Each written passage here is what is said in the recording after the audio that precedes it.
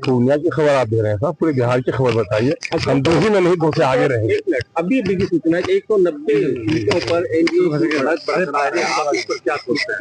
मैं ये कह रहा हूँ कि अभी इस पर कुछ टीका टिप्पणी करना, इस पर कूदना उछलना या मायूस होना किसी की भी जरूरत नहीं है। जब तक फाइनल रिजल्ट नहीं आता है, इस पर कोई टिप्पणी नहीं करनी चाहिए। महागठबंधन की जो जिस तरह का परफॉर्मेंस, इस पर क्या कहेंगे आप? महागठबंधन गुरूर में मुब्तला है, तकब्बुर में मुब्तला है ना, और उसको सबको लेके चलने का अंदाज अभी तक नहीं आया। वरना जो कुछ अभी तक दिखा जा रहा है उस पर अफसोस हो रहा है कि उनसे बड़ी भूल हुई है। क्या सरकार बनाने के दावे करते थे, आज 50 से भी नीचे? अच्छा देखिए, वो दावे उनकी अपनी जगह पर हैं। जब तक फाइनल रिजल्ट नहीं आ जाता है, मैं किसी के दावे के खिलाफ कुछ भी नहीं बोल सकता। जब तेजस्वी यादव लगातार कह रहे थे कि मैं 18 नवंबर को मुख्यमंत्री पद पर शपथ लूंगा, हकीकत ये है कि वो भी राघोपुर से पीछे नजर आ रहा है। देखिए, मैं बरबोलेपन का कभी शिकार नहीं हुआ, बरबोलेपन को कभी पसंद भी नहीं किया। जब तक ईवीएम में जब वोट बंद है, जब तक गणना नहीं आई है, तो ठीक है, लोगों को उम्मीद करनी चाहिए, दावा नहीं करनी चाहिए। सर एक अहम सवाल है कि आप महागठबंधन के पास ढोल नगारे बजा के गए थे, आप हमें भी शामिल कीजिए, मात्र 6 सीट आपने मांगा। क्या लगता है कि महागठबंधन ने जो एआईएम को नहीं शामिल किया, उसका खामियाजा वो भुगत रहे हैं? नहीं, उसका मेरा ही नहीं, बल्कि उन्होंने समाज का पूरा ख्याल नहीं रखा है, उसका भुगतना मैं कर रहा हूँ। लालू जी अगर होते तो समेट कर चलते।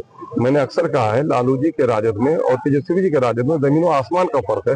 वो माई समीकरण को लेकर चलते थे। ये A to Z के नेता हैं, तो ये बड़े विद्वान नेता हैं।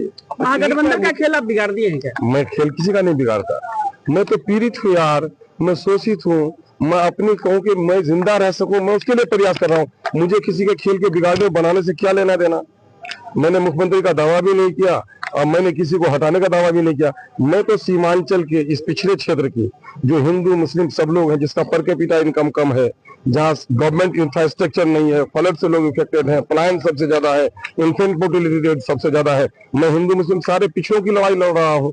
बिहार में जातीय आधारित गणना की रिपोर्ट आई, उसमें सबसे ज्यादा नौकरी में मुसलमानों को चपेट लगाया गया और SC को लगाया गया। कोई SC की बात नहीं करता, मैं ही कर रहा हूँ। तो मैं तो सच बोलने के लिए आया हूँ, आईना दिखाने के लिए आया हूँ। मैं पहरेदार बनकर सदन में जाने की कोशिश किया था और आज भी कर रहा हूँ। प्रचंड बहुमत से 10,000 रुपए दिए गए ठीक चुनाव से एन वक्त पहले, ये तो ब्राइब है, ये तो ब्राइब है, इसमें कोई शक नहीं है। ये उन्हीं चीजों का है कि कहीं न कहीं से इलेक्शन कमीशन ऑफ इंडिया को रीथिंक करना चाहिए। इस तरह के इलेक्शन से पहले जो इन लोगों ने षड्यंत्र किया है, ये कहीं से भी मुनासिब नहीं था। ये प्रचंड बहुमत एनडीए को आया है, इसके बारे में क्या कहें? बहुमत अभी आया नहीं है, बहुमत की ओर अग्रसर है वो। जब फाइनल हो जाएगा तब बात करेंगे। हम पार्टी किधर जाएगी? अब समय के अनुकूल फैसला लिया जाएगा। बारिश होगी तो अभी छतरी लेके आ पाएंगे, अभी सूरज निकला है तो खुले हुए आए हैं। आप एज पर सिचुएशन डिसीजन लिया जाए। कांग्रेस के बारे में कुछ बोलेंगे क्या? अब कांग्रेस बेचारी तो राजनीति के पीछे पीछे चलती है, जब उन्हीं की हालत अच्छी है तो इधर क्यों बुलवाते हैं? अच्छा, एक बहुत अहम सवाल यह है कि हम पार्टी जिसने की दबाव बनाकर उस मुख्यमंत्री का पद अपने लिए घोषित करवाया था, उनका तो खाता खुलते नजर नहीं आ रहा है।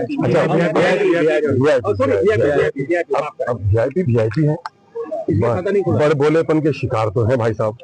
आरजेडी नेता ने बयान दिया कि बिहार में भी नेपाल जैसी स्थिति बना देंगे, इसके बाद FIR हुई। मैं इस तरह के बातों पर यकीन नहीं रखता और मैं इसको मुनासिब भी नहीं समझता। हमारी सारी लड़ाई लोकतांत्रिक अंदाज में होनी चाहिए। हम उग्र लड़ाई का कभी समर्थन नहीं कर सकते।